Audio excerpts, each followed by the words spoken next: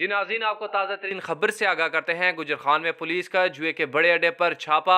दर्जनों जवारी बशमूल वज़ीर आज़म और गवर्नर पंजाब का करीबी साथी राजा यासर, तहसील गुजर खान, PTI के साबिक सेक्रेटरी, पुलिस ने सबको गिरफ्तार करके ट्रेन बनाकर थाने मुंतकिल कर दिया। आपको अहम खबर से आगाह करते हैं। गुजर खान में पुलिस का जुए के बड़े अड्डे पर छापा। दर्जनों जवारी गिरफ्तार। दर्जनों जवारियों में राजा यासर, तहसील गुजर खान, PTI के साबिक सेक्रेटरी भी शामिल हैं। पुलिस ने सबकी कमीज ट्रेन बनाकर थाने मुंतकिल कर दिया। हाँ साहब बड़े जाएंगे।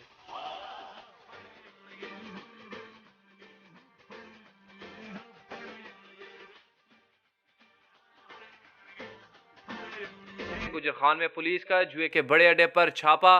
दर्जनों जवारी बशमूल वज़ीर आज़म और गवर्नर पंजाब का करीबी साथी राजा यासर, तहसील गुजर खान, PTI के साबिक सेक्रेटरी, पुलिस ने सबको गिरफ्तार करके ट्रेन बनाकर थाने मुंतकिल कर दिया।